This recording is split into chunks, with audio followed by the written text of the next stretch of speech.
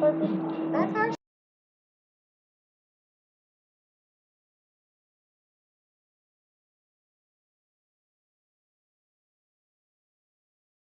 good. Thank you, though. I told you what I wanted. No, I'm playing. I'm joking.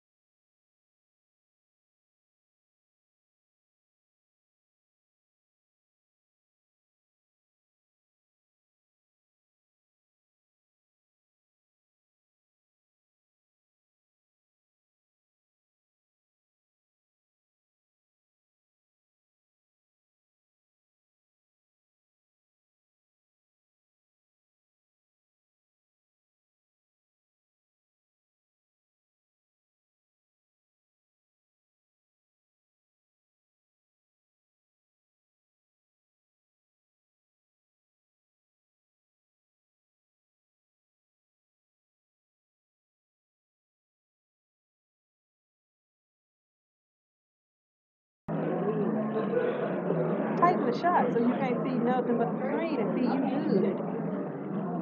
Sit down and give me that. 1, 2, 3. There is. Can't nobody hear us. 1, 2, 3. Our color looks great. It really does. We put somebody else on my head. Hey. Okay, we're gonna need them. All right.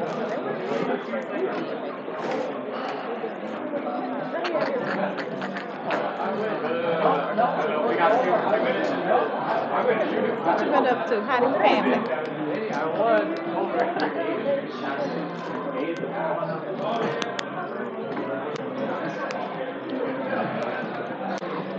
All right.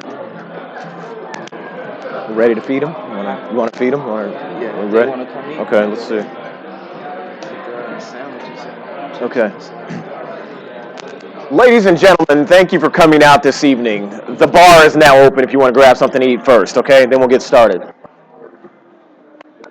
So, free food. And if you're on a diet, it's not my fault. It's gonna be the first of many, or trying to see how it goes. So, let me see.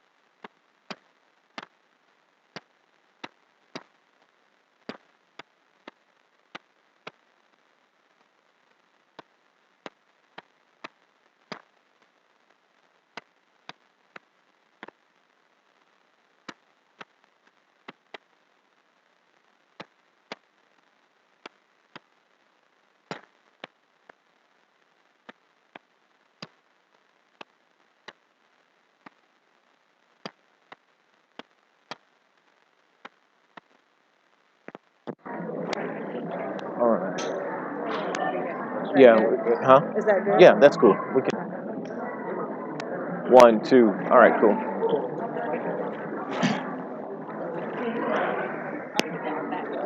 Okay. Let's see who else. I'm gonna try to keep it to 45 minutes. Yeah, that's the goal.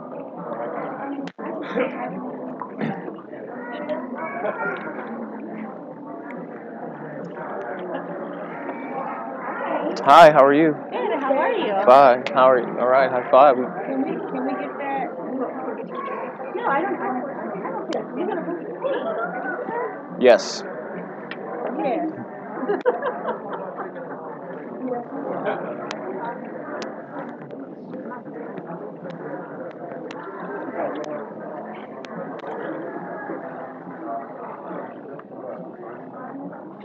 Cool. All right, welcome everyone. Woohoo! We're in the Microsoft store.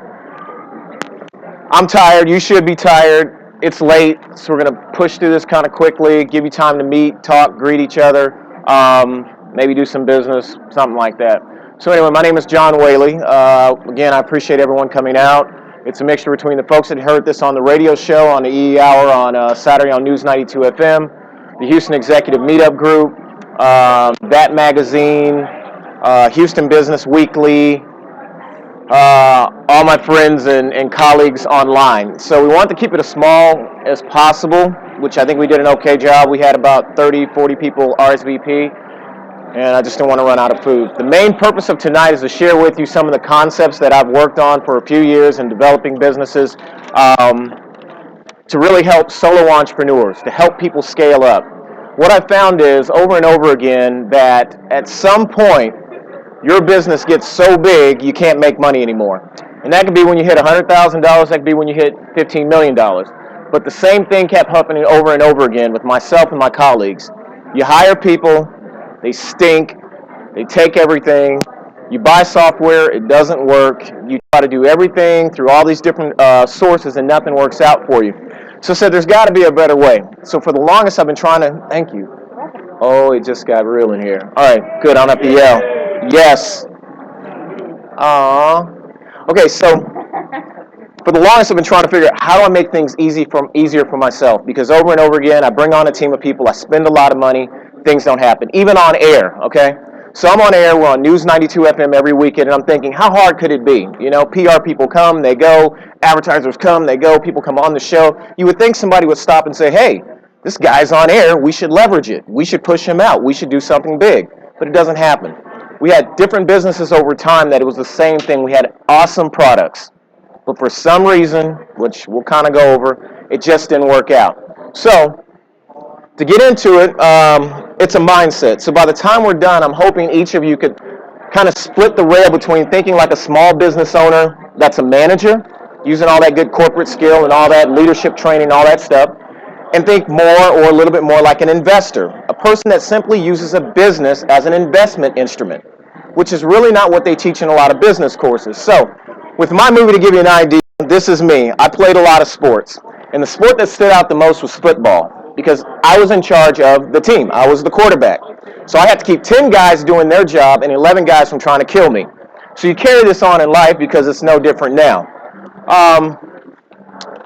I do quite a bit of public speaking for the SCORE, the SBA, the Port of Houston, Metro. All these groups pull me in to come in and give different presentations on different things based on, hey, John, as a small business owner, what would you tell another small business owner? Sometimes they're mad, sometimes they're happy when I leave. Like I said, life is your movie, so you should really think it through, because I'm at 44 now, so that means most of my movie's over, okay? Most of my movie's over, reality.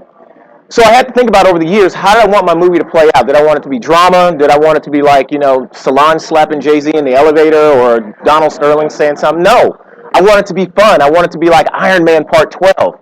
I want it to be like, I can't even think of the movie with all the old guys that were action heroes back in the day. Who can think of it? Expendables. Okay, we have our first prize right here. Yes. Shay has it, yes. The Expendables. You know, I call up my buddies and say, hey guys, let's do something fun. So I got on this fitness thing because I went to the doctor and they did the whole blood lab run up, all that stuff. And like with many of my friends, blood sugar isn't quite right, blood pressure's a little through the roof, things are going south. And remember, my movie is more than halfway over. So in order to make it an interesting movie, I have to step it up. So I like to do stuff that has to do with flying, parachuting, anything kind of dangerous like that. I just finished teaching at A. Taylor High School. Saunders Foundation put together a Young Entrepreneurs Program. So what that basically entailed is HCC teamed up with A. Taylor High School. We had 30-some kids enroll. We had 13 kids graduate, in which they raised money. Abe was in the audience. He was actually one of the business advisors, one of the mentors that came in and helped out. He has a very successful business here in Houston. And so it was just really fun. So for fall and spring, I got to work with these young people and a bunch of business leaders in the community to help them start, run, operate. They're actually doing a business now. Prior to that, I was with the Goldman Sachs 10,000 Small Business Initiative. I was on the kickoff team. I was one of the business advisors for that. So I got to work with 153 different businesses that came through. And so I got to hear the same thing over and over again. I kept thinking, why did you leave this program, but you're still going to workshops? Why did you go to the workshop, but you're still looking for help? Somebody's missing something. Someone's not telling you something for you to keep looking for the same thing over and over again. Somebody gave me an award. I got real excited. It's the cool thing about how network. We got an extra space. You want to take an award? Yeah, sure. Okay. I'm going to preach a lot about I'm going to preach a lot about you got to be in the loop, okay? Small business owners get so focused and they get so turned inward that they forget at the end of the day, in order to make money, you have to be hanging with money, period. There's no way around it. You can SEO all you want to. You can tweet all you want to. You can network at chambers all you want to. But if you're not hanging with the money, you're not going to be part of the money. And I see a lot of people burning energy. So this is just my badge from the 2013 Houston Region Economic Outlook, because I'm part of the Houston Economic something group. I don't know. But anyway, I'm part of all these groups because these people know where the bodies are buried. And if they have 10, 15-year plans, and I want to be wealthy and not rich, it pays to be in the meeting when they're actually thinking of what kind of pie are we going to make, how are we going to cut up the pie, how are we going to hand out the pie, and who's going to get to eat the pie. So for the most part, when business owners finally hear about it, whether it's in the back of the Houston Business Journal or whatever it is, it's old news. By the time City Council starts voting on it and put it out there, the city department puts an RFP out or an RFI, it's old news. You're late. So now you're just one in the many, sitting at the line complaining about why you couldn't get a contract, why you couldn't be the prime, why you couldn't get in on it. So I spend as much time as possible doing that. Yes, as I said, I do the radio show. Those are the Mallons. They're awesome. And so there's a picture of me doing radio. Anyway, so the thing that kind of runs my life goes like this. I enjoy being able, because at the end of the day, we're all not able. You know, I have friends often that, make sure we're on, that one day they're healthy, the next day they're not. One day they're rich, the next day they're broke. Life changes really fast. So I'm always thankful each day when I get up and I'm able. I like learning. I can't say that for everybody. Not for the sake of just doing it, but for the sake of I can enjoy doing things. So as you can see by the pictures, I get around. I appreciate growth. I love seeing people that are growing dynamically, doing big things. It's just like, it brings goosebumps. And lastly, even when I'm the best, I'm never good enough. That's one of the things that I picked up early on, the sports side of things. I was never, ever good enough. So, you know, when I was sitting here applying for this job for 10,000 Small Business, and I'm looking around the room and I'm thinking, wow, I'm going up against this guy and that lady, and geez, these are the best in the world applying for this position. And then I got the job, I thought, wow. For the moment, they picked me, I must be the best. But once I got in there, I realized I still wasn't good enough. It worked out I was, but anyway. So, let's get down to it. Ideas, actions, business. Laura came up with this awesome title, so I worked around it. Now, one of the best quotes I've heard in a long time, other than one Warren Buffett has, was this deal by Mark Twain, which said, it ain't what you don't know that gets you in trouble. It is what you know for sure that just ain't so. And so when I'm dealing with business owners, I see this over and over again because they can only understand from the space in which they visited. So if all you've ever been is corporate, the only thing you understand is corporate. If all you've ever been is government, all you can understand is government.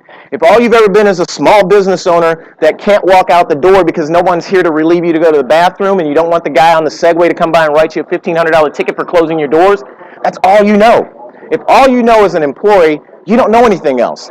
And so what happens is you start telling yourself anything to support what you know. So I get corporate people coming in trying to talk small business. That's why I hate seeing the two of them mix up. So a corporate person comes in here and they start giving you corporate advice. Chances are if you're a small business owner, it's not going to make any sense because that person's speaking from someone that has 5 departments of support, 18 layers of assistance. And they're giving you all this, how to get in shape, how to run your business, how to set up your SOP, and it doesn't make sense. And so it's amazing that when I meet people and they're adamant about being an expert in their field, it's hard for them to understand is that works in your circle, but it doesn't work all the way across the board. I recently got into a small tweeter beef scuffle with an individual that claimed something to the effect of, well, how are you a business person and you don't really, what did you say, something about accounting.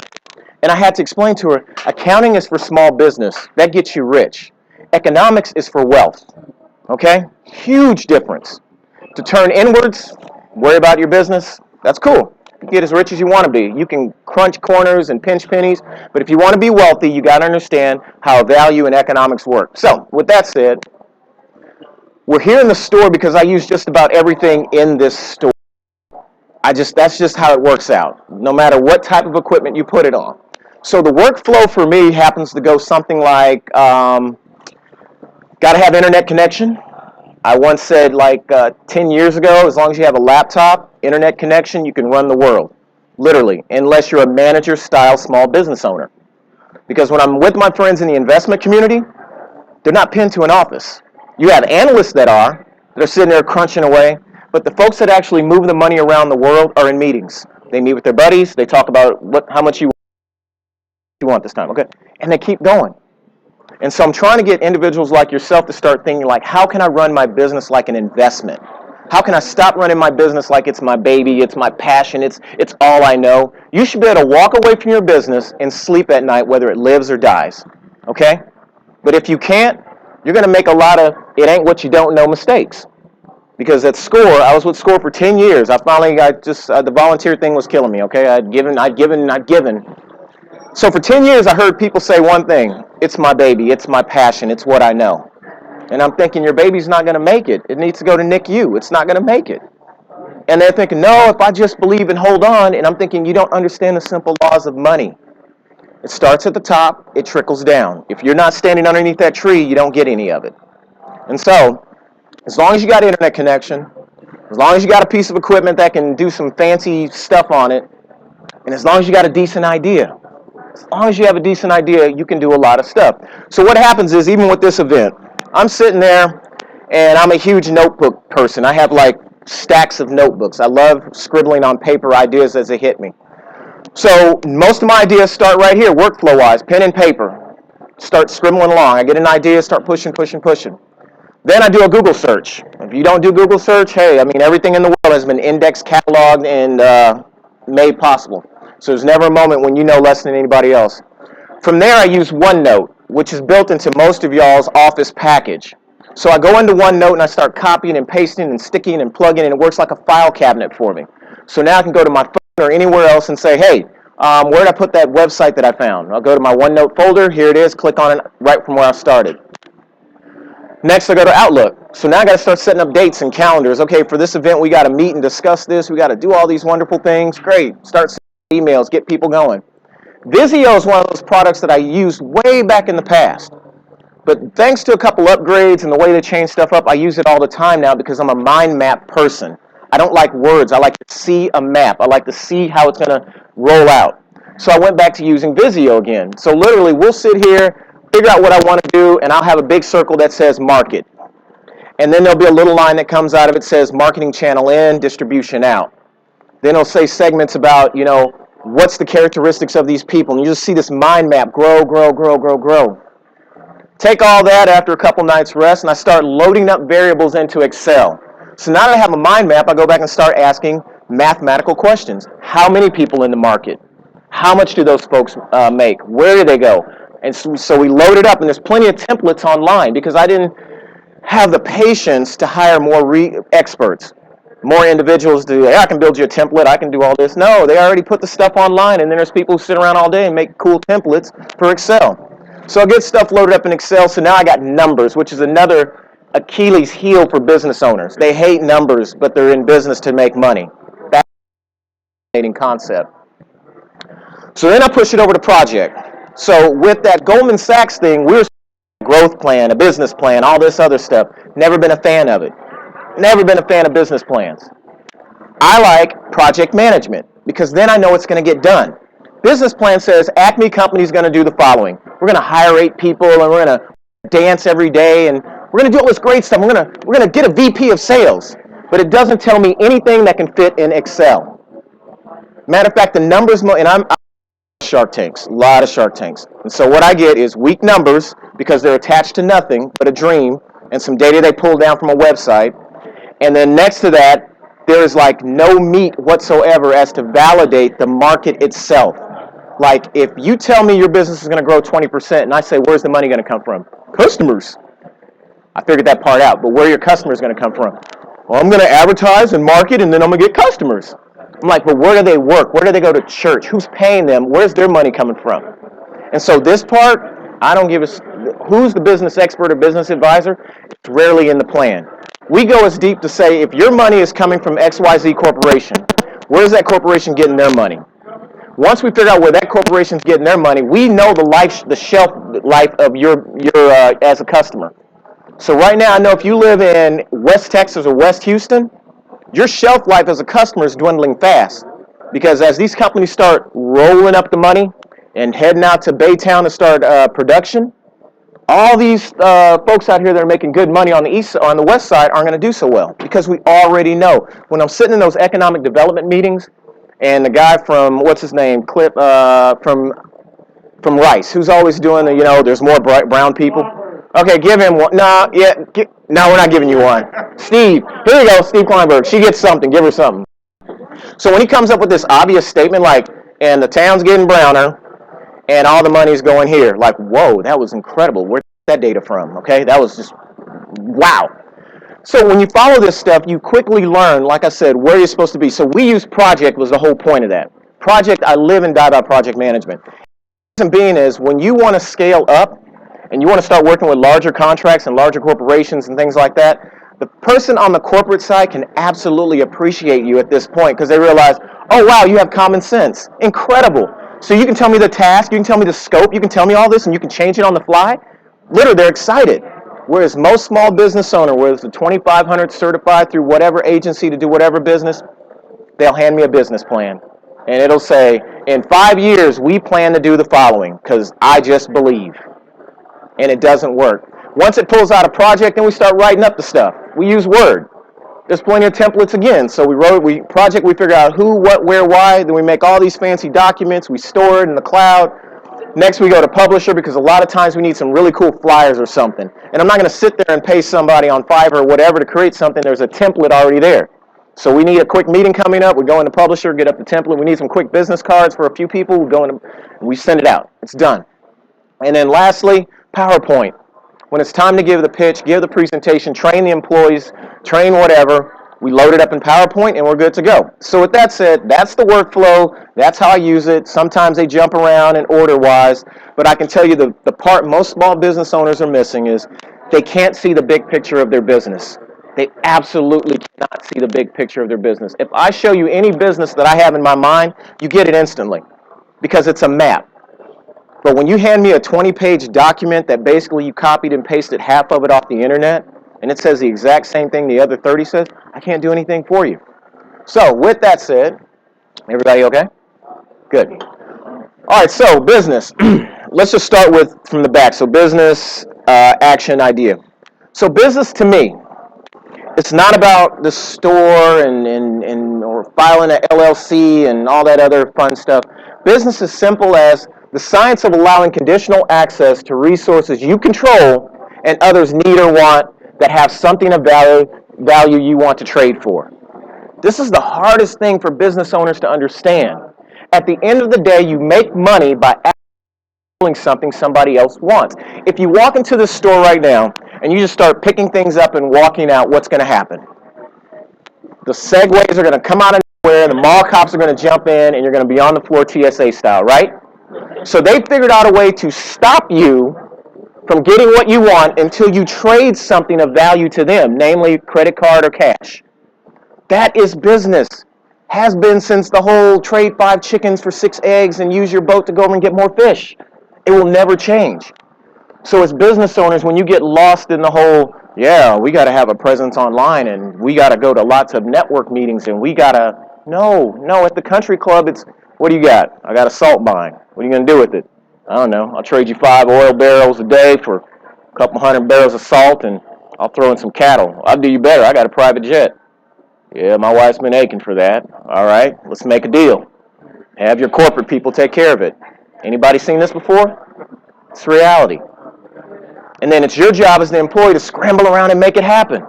Make it happen, because if you don't, just like with this big old company here, you get fired.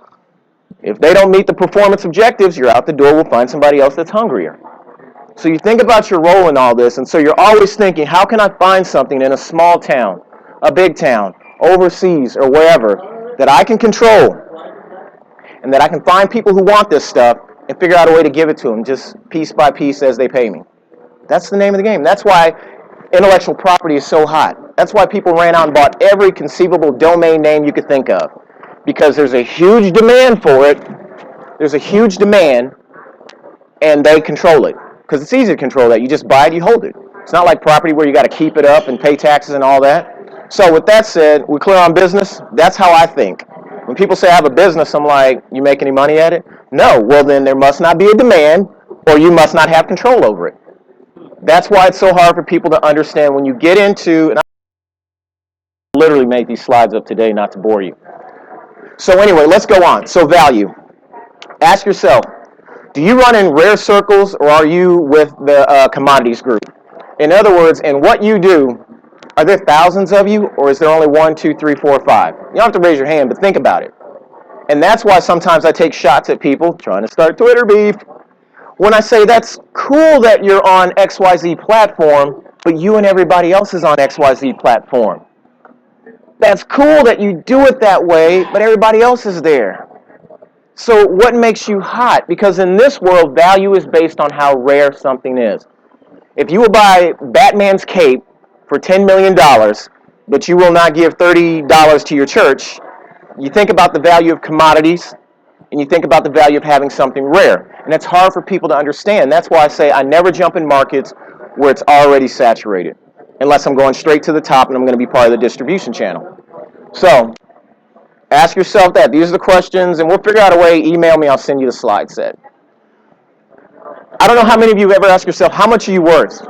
Seriously, how much are you worth to yourself and to the market, more importantly? Most people can give me a number if they tried. A lot of folks that have just left their job can kind of ballpark figure, well, they're paying me 70 or they're paying me 105 at the last job, so I figure I'm awesome, so I must be worth double that. Especially if you went through a staffing agency, because they were taking half of your money anyway. So you got to start asking yourself, how much are you worth? Customers. And this is what I was talking about a little earlier. It's hard for people in business, whether you sell real estate or whatever you do, to understand the mindset of a customer, because you get lost in it. And you don't realize that in our world, a customer is driven by one or two things, either guilt or ego. That's it. Guilt or ego. Only two emotions that exist in the whole universe, guilt or ego. And I'll see these fluffy marketing campaigns where it's like, our company's the greatest, I've been doing this for 20 years, I want to save the earth, I. No one cares. Until I can say to you, if you don't use us, your family's going to leave you. If you don't use us, your friends aren't going to talk to you anymore. Or I got to say to you, if you use us, you'll be the coolest person in your clique. You'll be the only person on the block that has this. You got to go one or the other way. The next time you're sitting there watching TV, you watch real money, not the little local ads. You watch real money ads. These folks in psychology and sociology have perfected the art of getting you to wear, do, and say things at the drop of a dime. That's what we do. So I got to wake up every morning and figure out how to guilt or trip you into doing something. So, with that said, you think about your customers. There's no trade, there's no money to be made without customers. And I can't tell you how many business owners I know that have a business, but no customers. And I'm like, well, how are you in business? Well, you know, it's going to work out if I just believe. I'm going to write a business plan and get some cards and start networking. The big step here is the red or blue pill, kind of like the whole Matrix thing. You got to, at this moment, start thinking about life like, am I going to continue to be a manager of my business? Or am I going to be an investor? In other words, are you going to worry about your ego or the market's ego? Period. That's why the other day I'm sitting with a business owner and I'm like, hey, let's do this and we can do that. And they just passed a new bill and that means we can funnel money quickly. And they just sat there like, that's not what I'm feeling. Okay, I'm sorry. Oh, let me say it another way.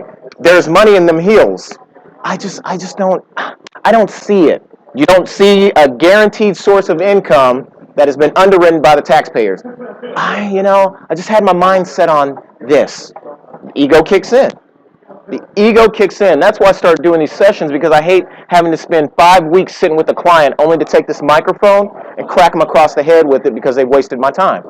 because they want to keep reverting back to, no, it's my business. I don't want anybody else in my business. Investors will line up 20, 30, 40, 50, a million, 6 million deep to get in on a deal, right? Something goes public, what happens? All the investors come together and they rally the call. But a small business owner, get on Shark Tank, I respect your opinion, Mr. Basketball player owner, but I feel that my cookie stand is the best cookie stand ever, and I'm not giving up 25% of a cookie stand. I worked too hard on this. Are you serious right now? But that's 90% of all business owners in the world. The world. Because in your mind, all you know is, just like working here, this is my store. This is my territory. This is my route. This is my job. And now I'm over everybody else because I own it. And so when people come to try to give you money, they can't because they know you're stuck here, meaning you'll run it into the ground before you raise the value of it. So just make sure you're checking your ego in and letting the market's ego out. Make them feel good. That's why this store's so pretty. They're stroking my ego. I'm like, I want to buy everything over here one day and sit down and play. Okay, so plans or procedures. Ask yourself this. Hey, honey, do we have plans or do we have procedures? So I can walk into most businesses, and if you did your articles and all that stuff according to the state, you got a lot of plans. You've got all kinds of plans tucked away. Every time something hits you like, this is what we're going to do. Let's plan it. And you write down a bunch of scribbly scrap, and you look up some stuff. And then I ask you, do you have operating procedures for every task, every resource, everything in your business? No, who does that? Who's got time for all that nonsense? So how do you walk away from your business and allow a chimpanzee or an elephant or a robot to do the work? Well, I trust people. I'll get a good worker. I'll find somebody qualified, John. I don't think it's too hard to find. Like, okay, so let me understand this. You've written plenty of business plans, but if you had to walk away from your company, it's going to tank because the person you left in place, they have no direction whatsoever. Well, like I said, I get some pretty good people, and it works out sometimes. And so you got to ask yourself, you can have this idea written down, but do you have it mathematically mapped out? Again, this store exists because a team of people sat down and said, what are the numbers on it? How long do we have to be open per day? How many people need to be in this store? What's the build out? And so in the business plan, most of you put the cost in there. Yeah, this is what I think it'll cost. But you don't have the ROI in there. You don't have the burnout. You don't have any of that stuff in there. And that's the difference between one person starting a business, other than they're connected, and struggling, get to 2 million, 3 million, maybe tops, always frustrated, burn through the family, burn through the money, just working. And the person that has 15 trucks sitting out at the Holiday Inn, brand new, all in white with their names on the side while they're in the islands chilling. Because this person knows, like, if you don't follow the rules, the procedure, I can catch you. I have systems in place. And most of us have worked under systems, yet we don't put them in our business. And, I had a discussion the other day. They keep going back to me saying, well, yeah, I get it, but I need fast money. Because most people that come to me that want to start a business, unfortunately, especially with SCORE, they're broke already. And when you're broke already, all you want is money right when? Now. You're not trying to hear all that. Yeah, John, I hear what you're saying, but that's so far down the road. Like, no, because you're going to be, okay, well, maybe if we start now, we can. So just start thinking to yourself, hey, do we have plans in place or do we have standard operating procedures for everything? Everything.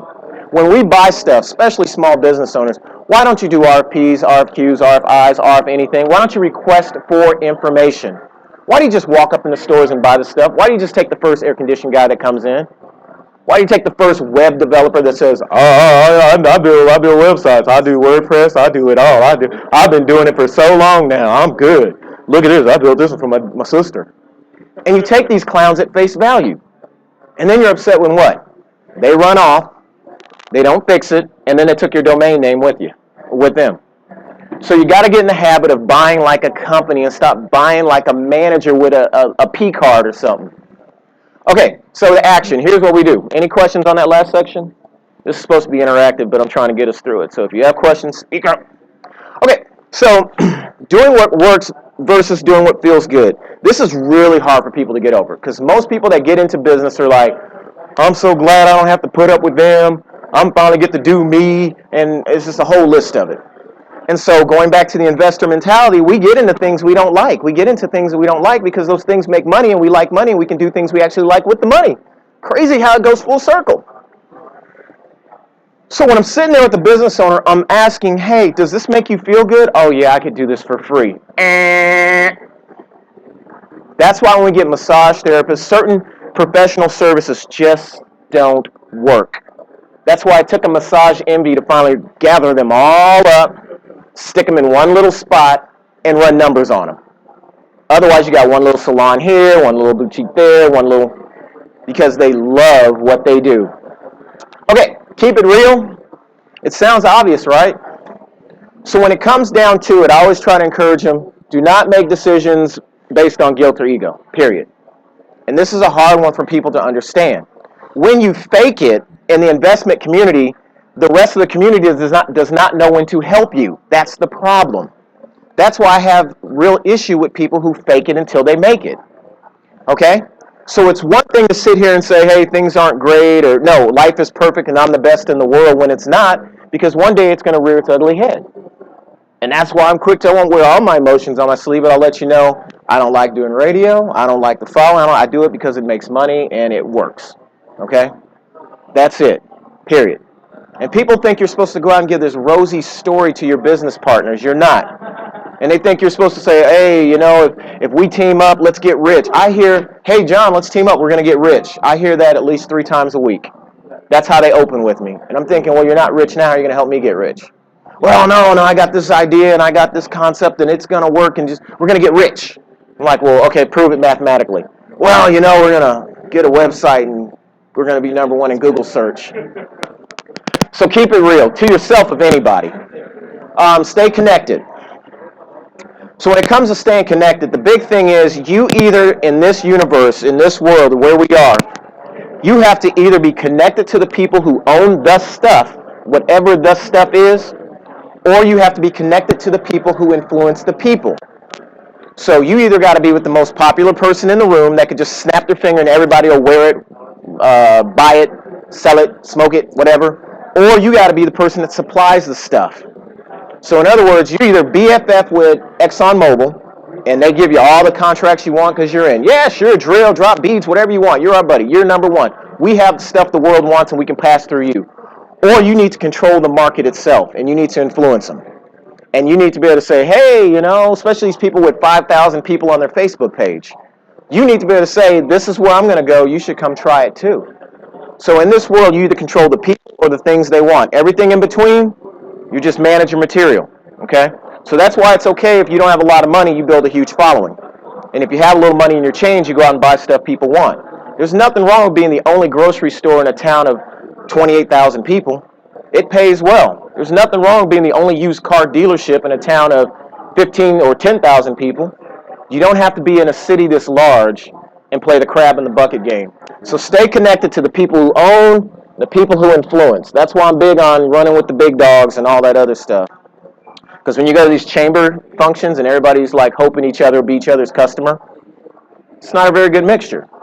When everybody wants to network and compare ideas from the same narrow perspective, it's not a good mixture. What can you learn from somebody that's just sitting in the same meeting you're sitting in? Not much. So you got to think about that when you're allocating time over the rest of the year. Where am I going to spend my time? You should always be hanging out with people that can put you up. Because I can tell you, who you eat with and who you sleep with can wipe you out, people. All right. Connect. Sadly, people hate hearing this, but my job in life is to help you in life learn how to connect greed to need. How many of you have some type of investment, retirement plan of some sort? You're greedy. You want to literally live off the work of others. Just like the hedge fund guys, just like the bankers, just like everybody else in finance. You want to sit at home and look and see, I'm glad I made some extra money. Look at that, yielded almost 15%. And I didn't have to do anything. So once you understand that concept and realize you're part of it, it's important to realize when you're talking money to people that are greedy, that's what they want to hear. And your job is to go out and find people that are needy. Because for right now, I mean, hey, consumers are awesome. I love them. Look around you. Look around. Look where you're at. You're in the #1 consumer haven in the world. You're in the Galleria. A lot of these stores are making some Galleria type money. It is. And so you got to understand that, look, I'm building my company, John. How do I grow it? Are you connecting greed with need? You can finance any deal on earth if you can show that they can make more money at it. There's more money sitting on the sideline than there'll ever be people intelligent enough to use it. And that's hard for people. That's why the money's sitting offshore. Billions and trillions of dollars sit offshore because they realize, if I give it to you, what are you going to do with it? Follow my dreams. I always want to open a mobile wash for RVs. Really? That's what you want to do? It just sounds like a great idea. Well, my RV was dirty once. Those are the type of things we hear. So you're always looking for greedy folks that got money to burn, because for them, money means nothing. Money only matters to the working class. So you kind of know. Money does not matter to those that own stuff because they're there for the value. See, if I own farmland, money means nothing to me. And I do another session on what we call, I'm a social economic translator. I help rich people talk to poor people and poor people understand rich people kind of thing. And the goal is to help you learn the language. So when you start talking money to somebody that owns 28,000 acres with mineral rights, you're like, what do you got to either extend the value of what I own or increase the value of what I own. Those are the only two things they understand. Just like if you own a house. Throw your house to somebody, I can come and help you make more. I can make money for your house. I'm like, how are you going to make money for my house? That doesn't even make sense. I own a house. But if I say to you, I can increase the value or extend the life and the value of it, then you're like, now that makes sense. You're talking my language. How much you need? Show me the return on it. So, greed and need. Be organized. Oh my gosh, this is, okay. I know it's hard when you're your own person, but you got to stay organized, and that's why I showed you all that Microsoft stuff and the clouds and all that. The number one killer for small business owners that I've found so far is being unorganized. Being unorganized. Period. Being unorganized. I walk in there and say, hey, where's such and such? Oh, where'd I put that? I walk in there and say, hey, where's your regulations for this? Oh, hey, how much did you spend last month? Oh, I got to look it up.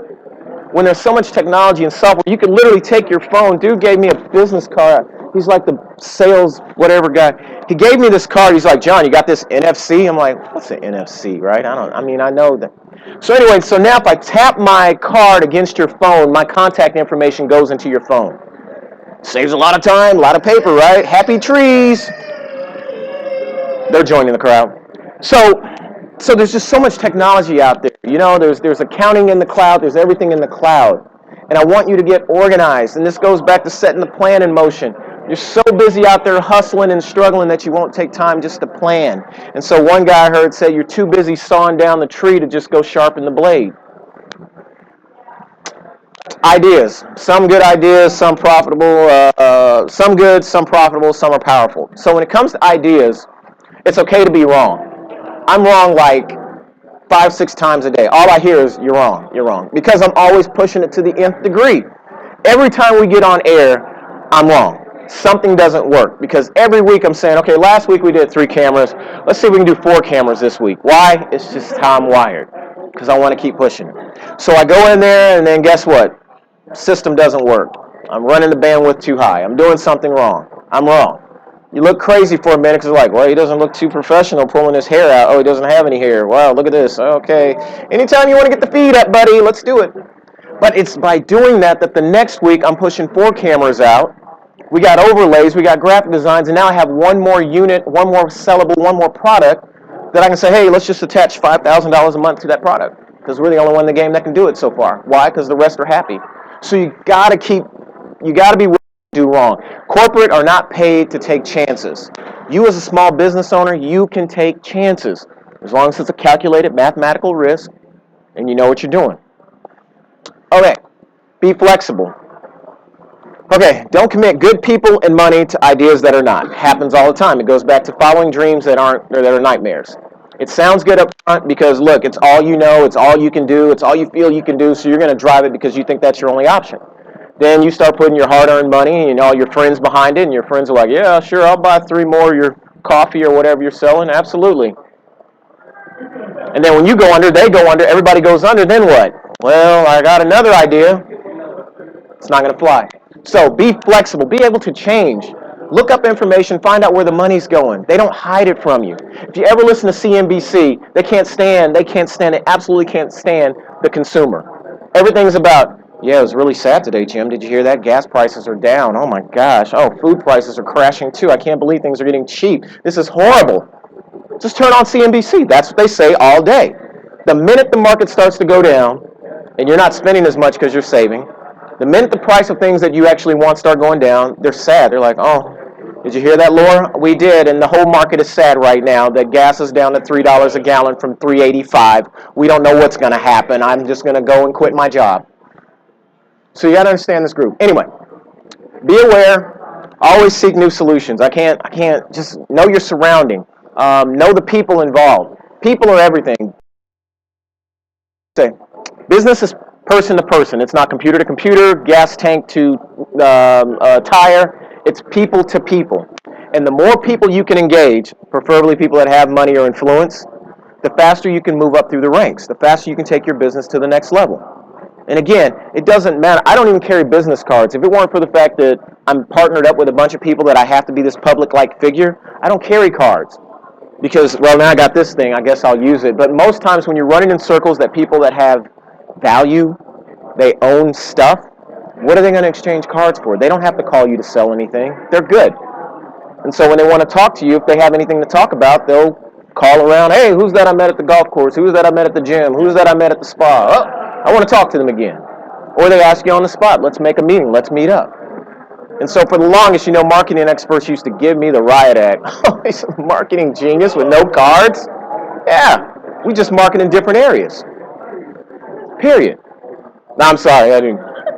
But I get it a lot. And so now I have to carry cards like, sure, all you're going to do is put in your CRM and start spamming me, but sure, hey, look, what are you going to do for me, actually? Nothing.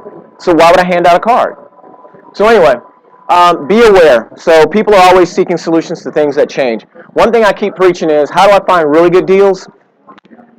The only way I can get money is if something forces you to change your behavior pattern, period. Something forces you to change. And the three things that we've always noticed is, nature will force you in a minute. The earth cracks open, guess what? You're not going to go to work the same route you used to go, okay? Technology can change the game, but by far the most predictable and profitable way human behavior is changed is with laws and regulations. So I watch city council, I watch C-SPAN, I watch the state, because when they enact a new piece of legislation and then they start to enforce it, you're going to have to do things a little differently. And the first one standing at the finish line waiting, so I always use the illustration of, let's say they say it's illegal to drive around with a cracked windshield. So I hear this and I say, buy up all the sand you can find and get all the glass stands. We're about to go into the glass repair business. And they're saying, why? Why? It doesn't make sense, because they're about to pass this law. When it goes in, they're going to get them. And then say a year later, because you got to plan out. That's why I can't deal with people who need money now. I need it now, because investment community don't work on now. A year later, past the 6 months before, the first little red lights pop on. Woo! Whip, whip, whip, whip, whip. Cop jumps out, says, you know why I'm giving you a ticket? No, you got a cracked windshield. Get it repaired. Have a wonderful $175 day. And I already know I priced them at $125, so it's cheaper to get it fixed than to pay a $175 ticket. And the next thing you know, it runs in the paper, man gets ticket for whatever. Guess what? We're first in game, we're getting paid. Does it make sense? So in Houston, if they said tow trucks are going to be allowed to pull, everybody went out and bought tow trucks, started bidding on, hey, let our trucks pull them, let our trucks pull them. You think about it? Okay, let our trucks pull it. You got to follow law. You got to follow the that change human behaviors. If you're happy with your barber, you're happy with your realtor, you're happy with your whatever, if you're happy with them, chances are you're not going to change no matter how high you are in the SEO search engine Google ranks, no matter how pretty your website is. But as soon as somebody is forced to do things a different way, they're going to search for an option that either complements what they have or repeats what they already were doing, period. And that's where you have the opportunity to make money. Okay, be smart. Bottom line of this is, look, lynda.com, YouTube, Google this, Bing it if you want to. The bottom line is there's no way in this world you could tell me you don't know the answer to something. Because you can even go so far as just ask your phone, what do you want to know? How tall is the Empire State Building? Approximately, do you want it in feet or in meters? So when I'm talking to people and they go to these workshops and they're like, so if my business, and I'm like, why are they asking this question? Why are they asking this question if somebody doesn't even own a business? They just work here. Why are you asking a question to this person? And so if my business, so I'm like, oh, there's like 500 YouTube videos from every university in the world that have their experts talking about why don't you just go, I don't get it. Because you're trained to be a manager, and as a manager, you can't move until corporate tells you to move. And you're locked into that mentality. Versus as an investor, you're going to scrap and do what you have to do. So I encourage you to be smart. Why? Because you can now. Because the internet isn't going to stay free. We know how this all works, so get it while you can. Be defensive. It's okay to say no, no, no, no, no, no, yes to people. I just got into the habit of saying, no, I'm good. I don't want to do a deal with you. Yeah, it sounds great. Yeah, oh yeah, we'd be millionaires. Billionaires, that's right, billions. But you got to learn to say no. Because if you can't say no, they're going to make a yes out of you. I just totally made that part up. But anyway, it's important because, again, I see so many people that, and I do it, I overbook myself, I overextend myself, believing your excitement is going to somehow transfer into productivity. And it doesn't. It just transfers into me losing money and time. So be defensive. Once you become an investor, you become the highest person on the food chain. The reason investors, the reason the famous people, the reason the stars, the reason all the high-profile people are so defensive is everybody's gunning for it. They either want what you have, they want to know what you know, or they want to say they know you. So be as defensive as possible from here on out. Be attentive. I always say this. If you're sitting in a meeting with me and you got a lot of great ideas, but you can't do any of them, stop talking. Stop talking. And if you're in a meeting and people start giving you ideas and they can't actually do it, tell them to stop talking. Because that means you're wasting our time. Because I can sit here all day and dream up things we could do. But unless you can do it. So the cool thing is if you're a table, which means you bring something like, you see, look, check this out. As a table, what do? You sit your most expensive prized items on it, right? What does the chair get? Yeah. Yeah. So when people say, let's pull our chairs up to the table, like, you're a chair, I'm a table. Because at the end of the day, whether you step up or not, I can still do it. I can still run it. I can still set it up. And that's going back to the technology piece. Enable your business with technology and stop using technology for the sake of entertaining yourself or looking cool and fancy. Well, I just put this new portal together and I'm who cares? Just build something that works, that can make money, convert money, store money, transfer money. That's it. That's all we need it for.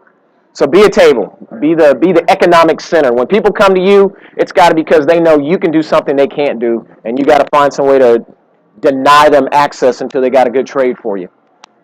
Be accountable. You're the team captain. You know that. If you're in charge of a business, you're the team captain. Understand this. No matter what you set up, no matter how much you enjoy doing what you're doing, 99.9% of the people around you are going to drop the ball, walk off, run off, steal off, jog off. It's just how it's wired.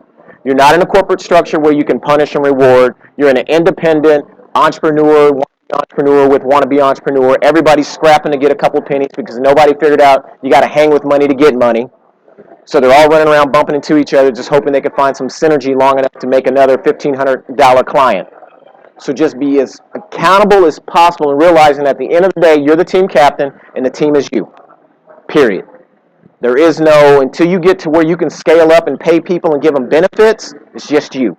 You got 10 employees and some got benefits and some don't. You're not a business. You're a solo entrepreneur with some people who decide to come hang out with you for a while. Okay?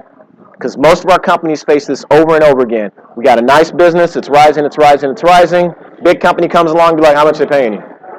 I'll give you 15 cents more. No, make it 32 cents more, and I'll give you 5 days off, and I'll throw in medical. $1,000 deductible, but you'll be all right. You're like, oh my gosh, I finally got insurance. Can't match that. Can't match that. So just be mindful of it. You're the team captain. So just a few things, and really we're done now. So these are the things that I hear that I realize as soon as I hear them, I'm running for the hills. So when a typical mainstream business owner says to me, business is my passion. I know it'll work because I believe. If I work harder and smarter, I will succeed. A lot of that think and grow rich stuff, right? Improved process can grow my business. Once I have my dream team, it's on. Business plans are essential for success. And my favorite, I want to work on my business, not in my business. As soon as I hear any of this, manager red flag. That means you're going to waste all my time and all my money. It's over. We're going to spend 4 months, 3 months, 6 months, 8 months, 9 months down the road before I realize this dog ain't going to jump. This dog ain't going to bark. This dog is dead. And you know what they're going to say to me? I think we should have stuck it out a little longer. I think when you said we were supposed to advertise and you said don't do social media, that's where we failed. It's your fault. Because they're not a team captain. They're not going to take ownership of it. So that's why I'm like, with all of you, look, if you have a skill set and it's in the professional service, go get a product. Service bites. Get a product. I don't care if it's a house. I don't care if it's a widget. I don't care if it's a bomb detector. Whatever you get, go get a product. Okay? Products can be by machines. Training people, empowering people, staffing up people. No. Doesn't work for long. Every company deals with the exact same problem, even at this level. Service companies are hard for small businesses to make money. You got to find a product. You got to use the money you're making from service while it's good. Buy a product. I don't care if it's a warehouse. I don't care if you license something. I don't care what it is. Small business owners have to be in that whole product side. So now, I'm willing to listen if you say to me, my job is a job or business. They're one and the same. Most people should quit their business and go get a job. But they're so turned inwards, and it's all about their ego, that they won't do it. Oh, no, I'm not giving up, because it says if you give up, I'm 99% there, right? And only 1% I would have made it. Yeah, what universe? It's an investment tool, people. So if a job was willing to pay me $1 million, I would never start a business, ever. Now, I'd take my money and buy investment pieces, but why would I start a business? Why would I want the headache of people? We only start profitable ventures. It goes back to, if you know the sand is going to be needed, you know the glass technicians are going to be needed, why would I start businesses that didn't already have a guaranteed contract, a guaranteed market behind it? That's why when people leave these big companies and say, John, I'm going to start a restaurant. Why? Unless you have the sole contract to feed everybody at ExxonMobil. Why would you start a restaurant? I love to cook. It's always been in me, and I just think cooking is where it's at. I can make a restaurant work. I'm like, what? Okay, can't argue with that one. Access denied. Or they get out and they want to... Anyway, so I hear a lot of business. When you leave corporate and you don't maximize your contacts that are still in corporate to push products back into corporate, then I can't talk to you. That's why for the longest we look for talent and we look for connected people. We plan the market and the operations. It goes back to that project management stuff. It is so easy to understand what I want to do because it's already written down. And skipping around, we focus outwards to markets that trade. Okay, it's never about me, it's about what the market wants to do.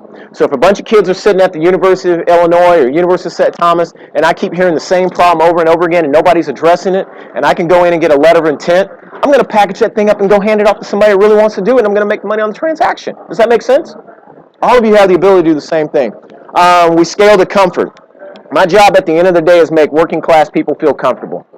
Give them more Texans. Give them more Scandal. Give them more Jordans. Give them whatever they want. Just make them sleep good at night. Give them more alcohol. Whatever you need. That's my job. That's not what an investor thinks. They'll let their money buy that stuff for their kids, maybe.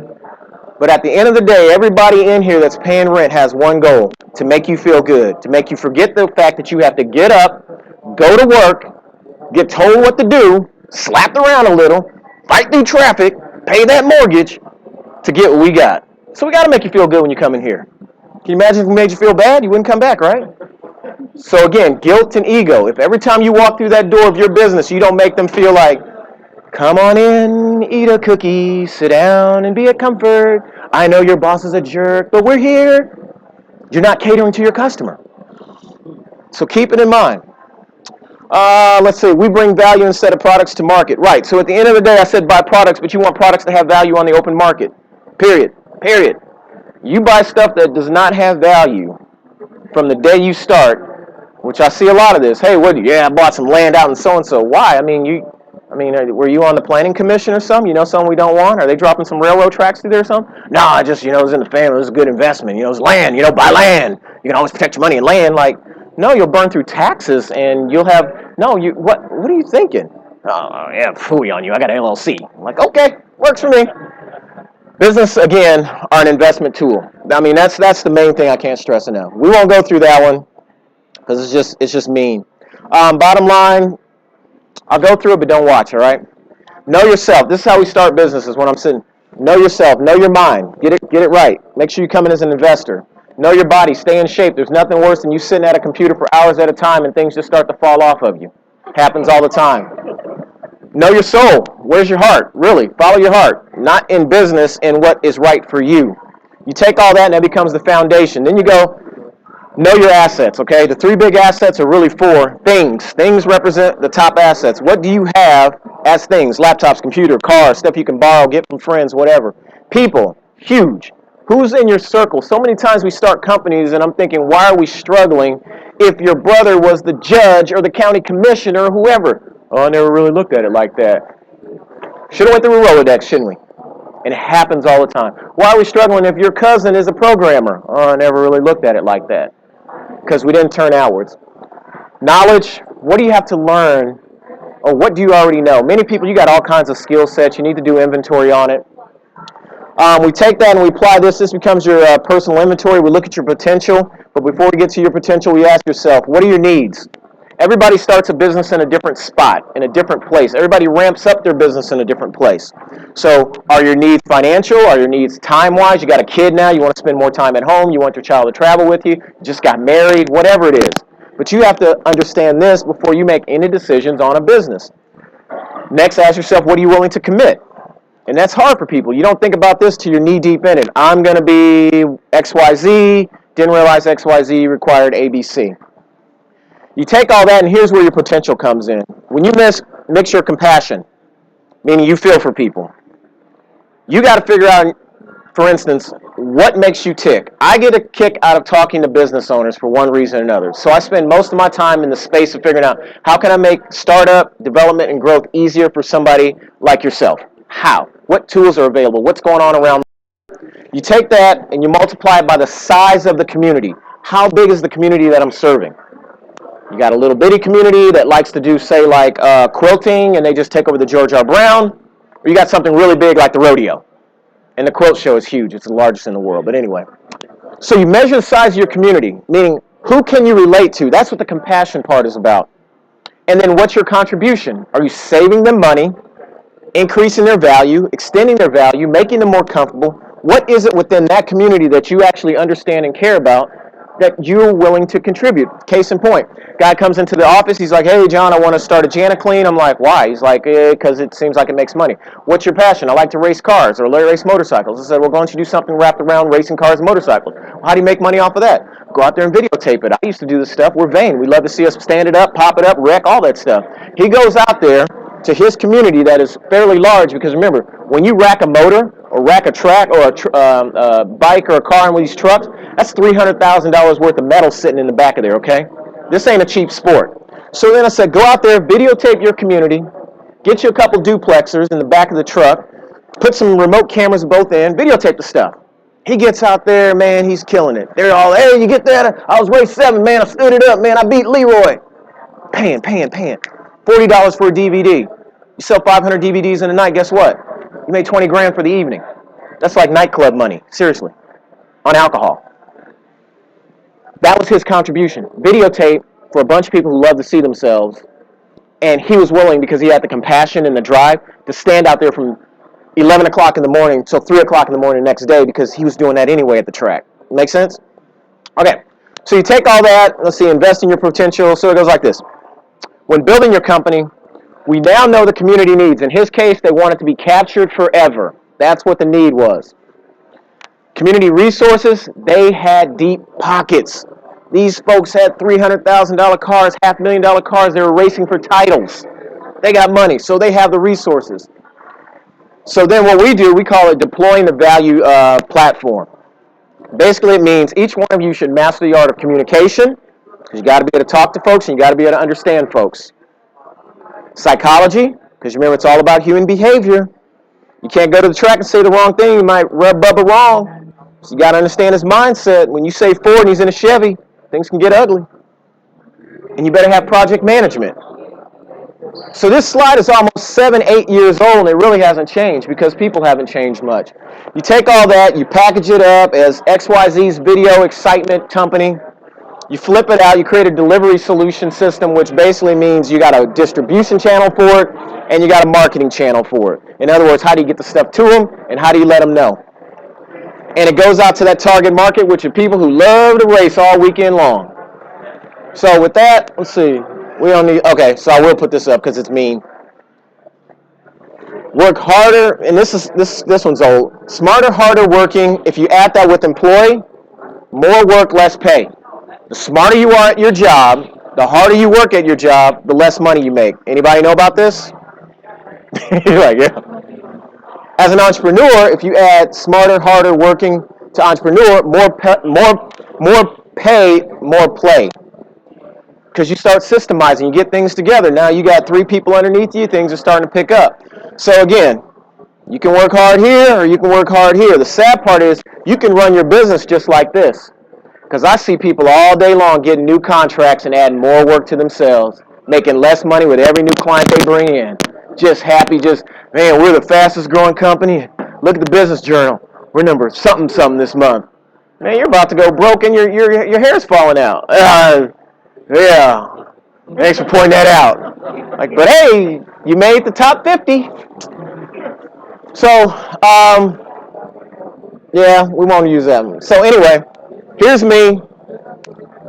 There's the information. I don't think, yeah. So anyway, there's the contact information, and I appreciate each of you coming out. You know, we got a little time. We got like an hour left, so I want to open it up for everybody to either, if you got something to say, the mic is open. You can come up here and tell us about your business, what you do. Let's get to know you. It's more of a meetup than anything. That's why I'm excited that Microsoft is like, hey, Small Business Week, come out, John. I'm like, cool. And if you get a chance, tune into News 92 FM for the Executive Entrepreneur Hour with Jonyprofit. So with that said, who wants to go first to introduce themselves? Because you have no choice. Okay, the marketing business card person. Not playing. Yeah, go there. Hello, everyone. My name is Takanda Joseph. I gotta get that business card you have. Which, oh, this one? Yeah, they have them up here. Okay.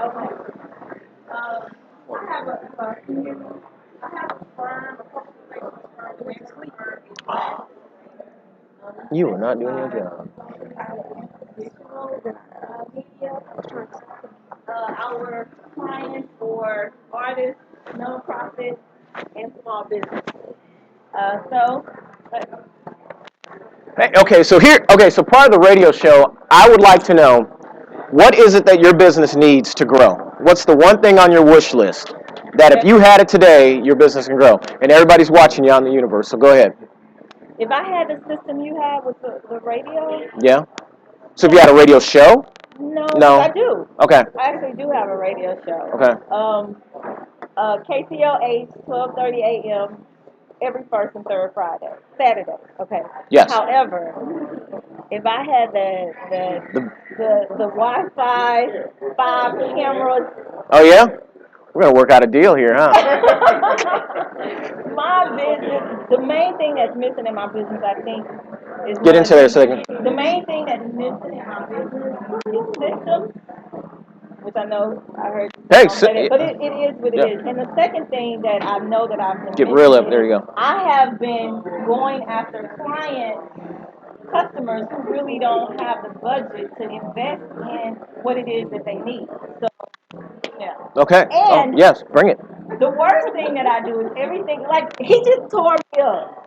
Because this is like my passion. I love it. I really prefer to work for nonprofits because I believe in a lot of things that they do. But nonprofits have a small budget, even large nonprofits. They don't invest a lot in PR and marketing. So if I can, but the goal is to be the bridge that you talked about, to connect those individuals or those companies who have needs with large investors who have greed. Okay. Your name again? Seconda Joseph. Okay. Grass is Greener PR at Greener PR. Okay. And so just the point, yes, give it up for, give her something for being first. Okay, so when it comes to nonprofits, if you're working with them, and I reserve this, try to keep it to myself, but why not? You know, we're broadcasting live around the world. So when it comes to nonprofits, keep this in mind. In a for-profit investment community, in a very pragmatic, very direct way, the job of a nonprofit is to clean up the mess of the for-profits, okay? So if I pollute the soil, if I dirty up the air, if I leave a bunch of people homeless, if I do whatever for the sake of the mighty dollar, then I have to set aside a certain amount of money to go to someone that claims they're going to go make it all better.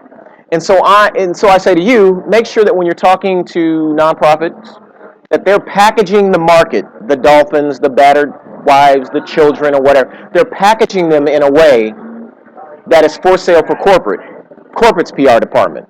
So that when they reach into their budget and say, channel so-and-so's outside, we kind of dropped the ball on that. What do we do? Oh, say your name again? Seconda can fix it. And then Seconda's going to go out there, they're going to rally up the troops, they're going to get out there and they're going to either pick up the trash or build a couple houses or give a few people a few jobs, and we're going to get the press we need from it and be happy ever after. That's how nonprofits work. That's why every time I see somebody poor, want to start a nonprofit, I got to be like, it's not going to work no matter how you slice it up. Because most people want to go in and fix the problem that they dealt with when it comes to nonprofits. Because again, ESH and SCORE work hand in hand with the nonprofit side. So they come in there and they're like, yeah, I want to start a nonprofit because we didn't have food, or I used to get this happen to me. And I'm like, well, we need to find a company that's starving you. We got to figure this out, because that's the only group on earth that's going to pay the bill for that. Because in a democratic liberal setting, everybody's got issues. You got issues if you're gay, you got issues if you don't have a leg, you got issues if you don't get enough streets in your you got issues for everything. And it stretches the whole gamut, so everybody has their own interest. So you have to go out, and I'll just say to you, package. Teach them the package, and you can get them paid. Who's going next? Who's going next? Who's going next? Okay, cool. There we go. I am Alan Garcia. I have two companies. One is a user-centric product design firm. We work with large organizations to help them improve their UI. We also do app development. We also have another company that's called Creativity. It's a recruitment firm. We place designers, UX designers, interaction designers. There's a huge need in the Houston market. We've only just started working in the Houston market as of January. We came from New York and London, where we had a lot of clients in the financial industries. Now we're coming to Houston. My biggest pain point is scalability. Because we offer a very select service, it's very difficult for me to find people who can recognize the talent that we can. It's also difficult for us to find the type of talent that we try and place in this market. So that's difficult. And so one of the things that we're doing is we're reaching out to see what entrepreneurs are doing, seeing if there's some opportunities to partner up with them and help them develop some products, and see if there's some interesting synergy that can happen. Absolutely love it. Big hand. Okay, so we'll connect. You can run with me. We can, because here's the thing. So I'm involved in a lot of different agencies around the city that have to do with business development, whether it's the government procurement or a lot of the different agencies. Okay, and so what you said is correct. When it comes to user interface, things like that, huge. That's one of the few areas that I would say it's a service, but you actually build products. Because you need service type talent, but you build real live products. And build it once, make millions off of it like twice. So definitely we'll hang, we'll connect, because I know some people you need to meet. Because again, it's not what you know, it's who you know. Welcome to Houston. Welcome to the universe. Welcome to the world. Who's next? Why are you looking away? There it comes. Good evening, everybody. All right, he knows how to use the mic. Good. There you go. Okay. Certainly glad to be here tonight. First and foremost, I want to say thank you, John, for such a wonderful Absolutely. demonstration on tonight. One of my things, I'm into marketing, advertising, promotion, as well as I sell insurance. But I try to think the problem I'm having in my business is to hide products that are more in demand. Because sometimes most people don't buy what they want. They don't buy what they need, they buy what they want. So insurance is one of those products that people are not necessarily willing to have the healthcare insurance. Everybody needs that, but not everybody has purchase it. Right. There's not a large demand for it. Demand is great. So that's what I'm into, trying to find out what products are more so in demand. Might start investing in Microsoft. Awesome. Appreciate it. Okay. All right, big hand. Are you coming up to give us some? All right. Thank you. Good evening. My name is Shay. Let me see if I can turn that up. Hold on. Is there a volume on this? Volume. Nope. Okay, keep going. They're hiding the volume in the back. Oh. All right. So I'm Jason LePen. My business is Strategic Connections, and I'm an HR support services company. I help small businesses to screen and hire qualified candidates. And for all the people that are serious about business only, I do some executive coaching. So, you folks that want to go to the next level of their career, I certainly help them make the relationships to make that happen. Okay, so again, what do you do? What's your pain point? What do you need? How can we order? I mean, how do you deliver? What do you need? What do I need? Yeah. I don't think I need anything right now. John hates that. Customers? I mean, you always need customers, no doubt. So if anybody's looking to hire as far as a small business, I'll be more than happy to assist, or if you know someone as far as executive coaching that's Okay. still in corporate and they need to leave because they're going to kill somebody. I have cards in the back. Roy's still looking for you. He hit me on LinkedIn. Seriously, yes. He's looking for you. He's like, hey, John, hook it up. Okay, so who's next? Who's next? Who's next? Anybody else? Anybody else? Anybody else? I'm just going to go to Abe, just so you can introduce yourself. So Abe is a longtime friend. Looks like 3 years now, so yeah, we go way back. Babies and pacifiers. So just tell them what you do, who you are. Hello, I'm Abe Gonzalez. I'm the owner of RPC Global. We're a computer recycling company. So when you go back to your offices or back to your businesses, and you got those cell phones piling up, or those old computers piling up, or those laptops piling up, give me a call. I'll go pick them up. That's what I do. And actually, at this location, John, I love it because I see all this technology around here, and I know one day It's gonna be. it's gonna be in my shop. Yeah. Once we get the equipment, we refurbish it, we introduce it back into the community where it has a second chance at proving useful. And I believe that's the value we do provide. But the main reason I'm here tonight is actually about the value of the person. So you're invited to events. You're hosting some kind of event, then you're invited to it. They'll even treat you to it, et cetera, et cetera. How many events should you go to? And then you talked about saying no. How do you say no to something Okay. as well? I love it. And once you realize that some of the events are not going to pan out, how do you say no for the next time without hurting that relationship with that person? Okay, I love it. Give him a round of applause. Say it again. Hey, Gonzalez. Okay, so the hardest part when you're an entrepreneur is not having a PA or second person with you. Someone's got to be good cop, bad cop, okay? Because no, you can't keep saying no, especially if somebody really loves you, and they're eventually going to stop dealing with you, period, you know? So you always have to be too busy for the rest of the world. That's the beautiful part about investors. You just don't call up most hedge funds and most investment community people and say, hey, I want to meet up with you. You got gatekeeper after gatekeeper. And that's the beauty of having, like, in this case, like Google Voice and all these different layers, or Ring Central, where they call in and go through a menu, they email you, it automatically kicks them something back in the CRM. But when it comes to events, your time is all you have, because money's make-believe. So you have to already know that whole project management thing. Think about it like this. If you use a business plan to build a house versus a business plan or a project software to build a house, which one's going to work better? Because if I use a business plan to build a house, it's going to say I'm going to put up fluffy carpet, I want a grass in the front yard, and you have a project schedule, it tells you exactly what day the concrete's poured, what day it's going to cure, what day you can start dropping beams, what day the inspectors are coming out. So when you start thinking about your marketing calendar and how it ties into your return on investment, you already know during this time of year the only thing going on, the only people buying are the following. And I need to be at this event, that event, and this event, which one they are. Anything else that comes up is a no, but you give it to somebody else and say, tell them I'm so busy because we're expanding. Tell them I'm so busy because we just launched into new markets. I'm so busy.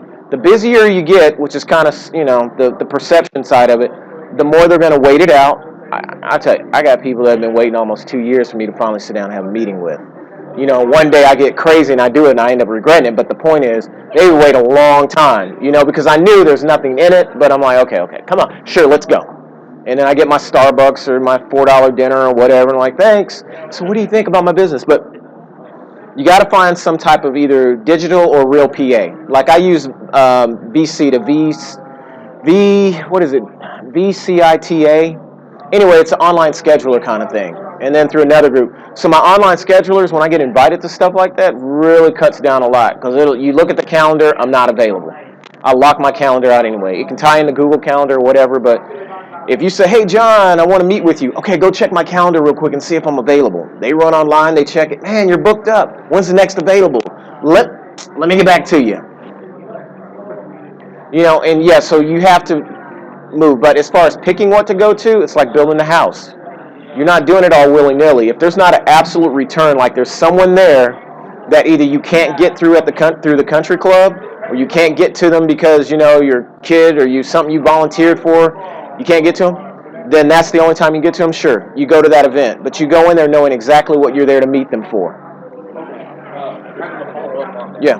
So, let's say you do go down to the local chamber of commerce. Okay. And you go down there, you're talking with other people, like you said, who don't have money. Right. And then you're like, oh, we're selling to each other, whatever. But at the same time, let's say on another channel, your customers asking, what are you doing out there in the community? How are you getting involved, et cetera, et cetera. So you kind of have this trade-off that there's a little bit of give and take. Yeah. How do you manage that? Okay, so when customers are saying like being present in the community, remember you're an investor, so you always want to be getting pulled up. You don't want to have to be pulling people up. So case in point, you want to stay busy. Instead of you saying you went down to the chamber and you did all these functions, what you're going to do is this month I was in Austin petitioning with a group on your behalf. This month or this week I was in DC on your behalf. This week I went to a summit in Europe on your behalf. And that's how I'm helping the community. I brought a delegate back to town to learn more about recycling, to help invest in the community, versus, yeah, we all got together and Stan got some siding, I got a new print company, and Doug, what you do? I got hot shot delivery. And so, again, when you stop thinking like a manager and going to manager rallies, because I worked in corporate, I know what manager rallies are like. You got the mad ones, you got a couple happy ones, but they all hate their store. They pretend like they like their store because it pays decent money when the years are good. But you're not going to get anywhere in a manager's meeting. Now, you go to a shareholders meeting and you bring that good news back, things are much better. And so I'm saying, as you're planning out, you're moving forward, just make sure that each event you're going to is going to put money, is going to put you one step closer to the people who actually write the real checks and have the deeds to the property you're moving around. And when it comes to catering to or letting the local community know, bring the stories back. Because they're going to listen to you knowing that you went to Davos and did something big than know that you were at the new grand opening. I mean, they were at the grand opening too. Like, yeah, I saw it too. I got a balloon and a pin. And so, again, in the corporate world, that puts you higher up on the food chain because they know you know how to move around. They know you're not a manager. They don't need managers. They hire managers. Why would they give you a premium to your business if you're just another cog in the wheel? You're just another source point. So do it big. That's why I always say, do it big or go home. Okay, who else? We're doing good on time. We good? You want to introduce? Okay, cool. Hold on. He walked from here to LA. Okay, here you go. I'm serious. Thank you. I don't have to say that. Hello, my name is Noah Rattler. I did walk to Los Angeles to raise awareness of homelessness. That was a philanthropic venture. I now have a widget, which is a children's book. It's called Noah's Walk. It's about my walk from here to Los Angeles. What we are trying to do, I believe my best customer is government organizations like school boards, school districts. And so I think we just published the book a couple months ago, and right now we're trying to figure out ways to get in front of the line and get in the right line, where the people who are making the decision on which books go out to the school districts, which books are suggested to teachers organizations, which books are suggested to parents, like suggest a reading list to parents across the country. Trying to figure out how to get in the front of the line and have those individuals who make those suggestions and recommendations suggest to us. Awesome. All right. Feet are tired. Okay, so just to your point, the big thing there is You join the board, you join the volunteer groups, you get part of the PTA. You got to realize where you put pressure, okay? You got to find the pressure points because, again, it's about human behavior. So it's quick to find either politicians campaign on it, they're running for a seat on the ISDs or on the college board. You approach them and you become a value added to what they're doing. You tell them this is what I've achieved, this is where I want to go, and again, I can package what you're selling to a specific group. So in your case, you're going to bring the people, the influence. So again, whether you have to get with somebody on city council or on the school board, you need to volunteer. I can't stress enough how all that business card handing out and marketing, that's not how business gets done. Think about who you invite to your house. Did they have to rank high on the search engine optimization to get into your house? Did they? Think about it. Did they? See, I'm scared of you. Like, Google me. Oh, you're important. Come on in. Yeah, it's like, you're the whole front. So it's important to realize that you absolutely have to bring something to market, but you absolutely have to be in the mix. Again, after the draft and before the draft, the same kids are able to do the same thing, right? But how they were packaged and how they met the eye of each coach, each general manager is how they got picked. It was not picked on they could all run up the field at a certain speed, they could all jump a certain height. No, they said they're coachable, they understand, they can work within our organization. That's how the people above you that want to pull you up are thinking too. You're coachable, you understand, you could work within the organization. So if you say, hey, because I meet plenty of people that write kids' books, okay? And the ones that do well are part of foundations. They're there helping write checks with people. They're help spending that money for foundation. They're volunteering 20 hours cooking and barbecuing and all that at somebody's rich mansion in River Oaks. And they're around that money and they're making it happen. And once they realize they can trust you and they realize your heart is good, there's a higher percentage or probability they'll give you money. But otherwise, you're just one of 35 people that have just written a book, published to Amazon, and want to go out and change the world. So volunteer, get connected. All right, so we're going to wrap it up there. Thank you for everybody for coming. I want you to mix and mingle and eat the rest of that food so Microsoft doesn't have to do something with it because I'm on a diet. Thank you, everyone.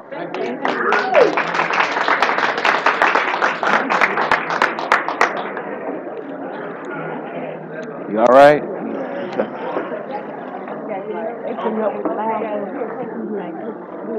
Ooh. Okay.